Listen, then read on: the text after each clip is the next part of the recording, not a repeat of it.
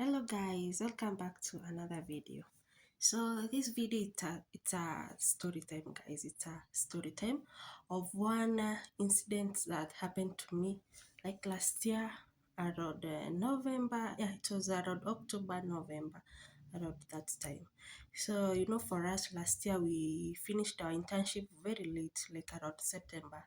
And then you remember after you're done with internship, most people don't want to go home. They want to stay around, look for jobs. And as for me, I did my internship in Nairobi. So I decided rather than going back to Meru, let me hang around Nairobi and try to look for a job. So the good thing with Nairobi, you won't stomach for long if you are aggressive. Even if the pay is not as good, trust me, you won't stomach as much. So I found several jobs. The first one that I found was a very good place. It has a very reputable name, but they are known for not paying their workers. So after 2 months, I left. So that around September, October. Then around November, I found another place that I used to do locums on Sunday, only on Sunday night.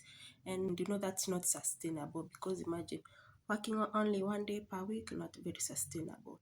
So I found another place in Utawala that was around November. So, and for this particular job, it was a clinic and the clinic was new, very new actually. It was less than a month old. So what we did with this clinic, the owner would stay during the day, like from morning from around 8 to around 7.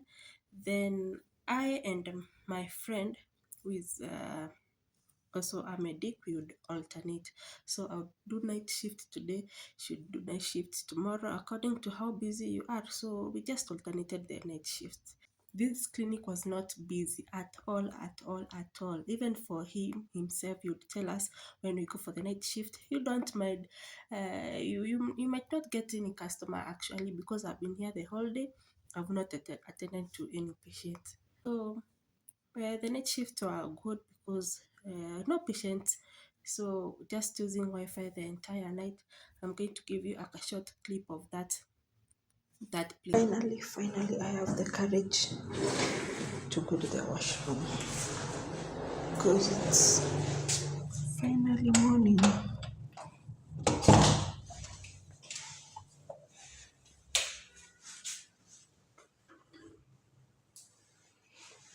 Let me show you the reason why.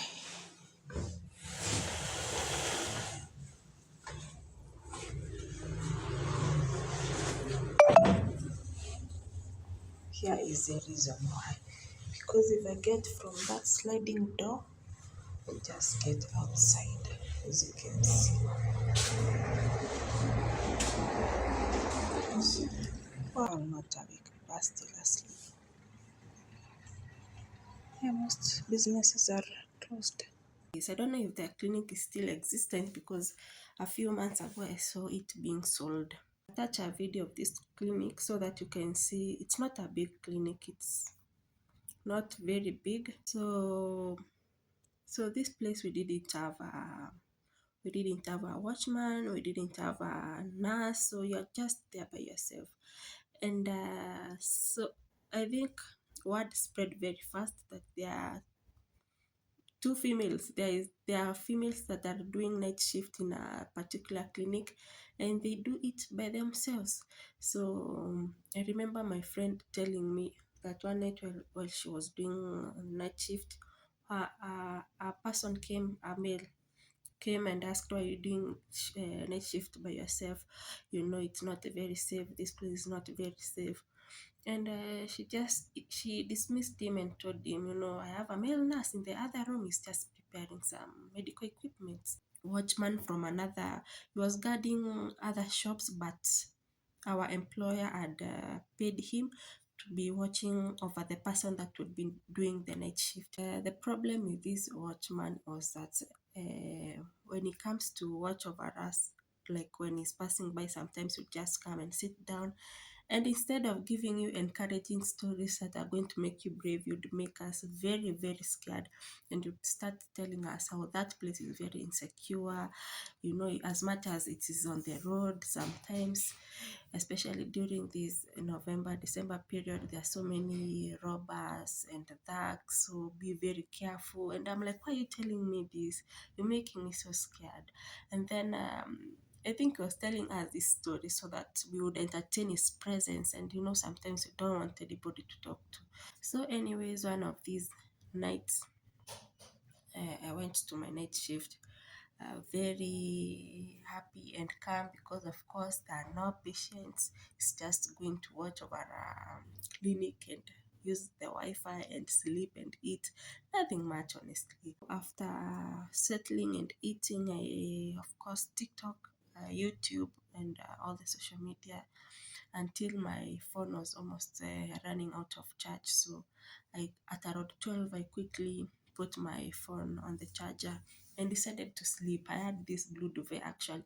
Up to now, I've never gone to pick that duvet. I left it there. So this duvet, we would cover ourselves at night because it would get so cold.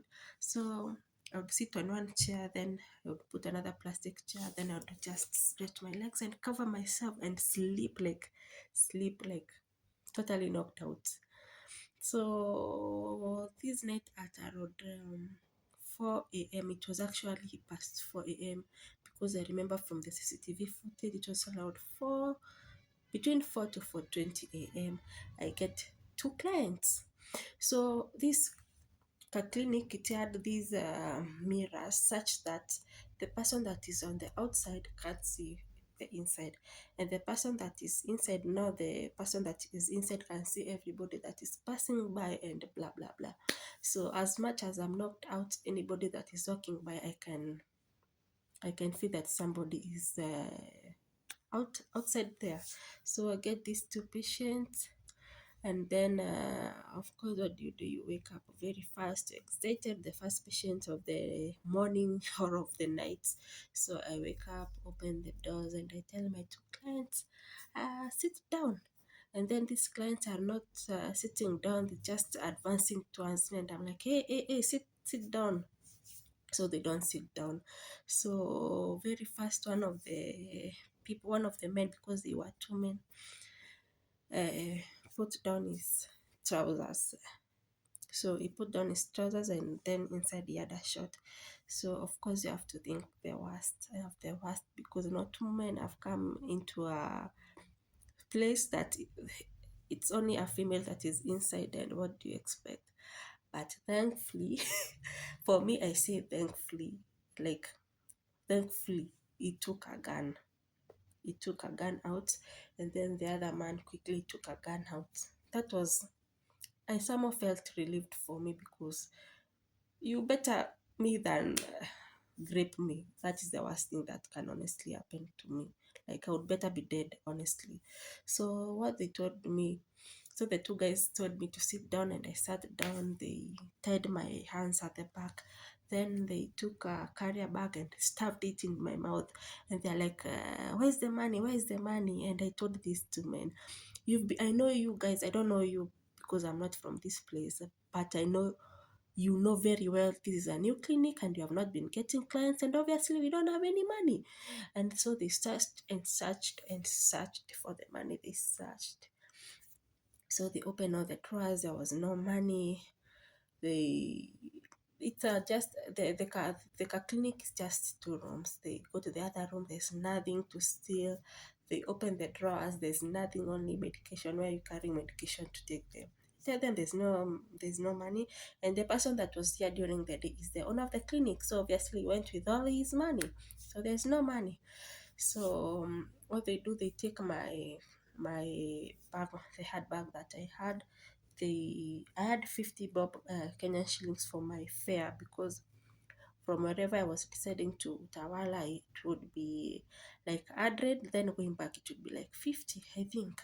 Yeah, I'm not very sure, but I had 50 shillings that would serve as my fare while I was going back to my place. So they take the 50 bob, then the phone, you remember the phone that was charging, they take my phone, they open it. And the funniest thing is that they give me my SIM card. That was so funny. They gave me, it was not funny, but it was so respectful of them. to return my SIM card. They never ask for my M-Pesa PIN. They never ask for my bank statement. But they took my phone. They took my smartwatch. They took the 50 shillings that was in my bag. They took my earphones, my charger, and they left with them, guys. So I was so shaken. I remember after they took those things, they just left. They never carried anything else. They had a motorbike outside, and after they left, I still continued staying there. And then I was able to release my hands. I took the key carrier bag that was in my mouth and I walked out.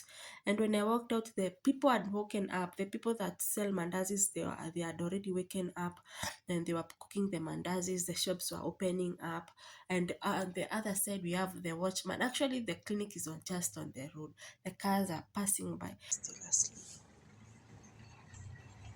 Yeah, most businesses are closed.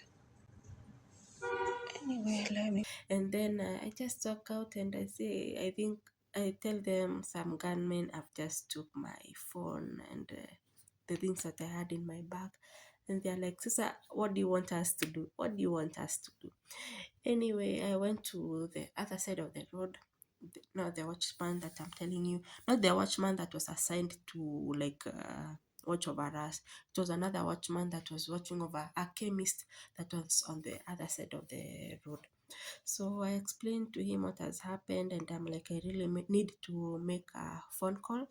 I need to inform the owner of the clinic what has happened. So thankfully, you remember they had left my SIM card. So I put my SIM card in the watchman's phone. But I don't know how I had not saved his number in my SIM card. So it was very hard to call him. So because I don't remember my friend's number, I called my mom. And by that time it was already almost 6 a.m. I had stopped. Had calmed down after crying for almost 30 good minutes. So I had calmed down and I called my mom and I told her, you know what? They've just stolen my money. They've stolen, of course, you have to exaggerate a little bit.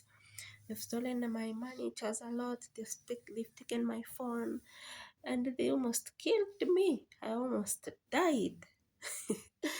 Anyway, so of course my mom was also shaken and she was like, whether you like it or not, you have to come home like ASAP, ASAP, ASAP. You have to come home.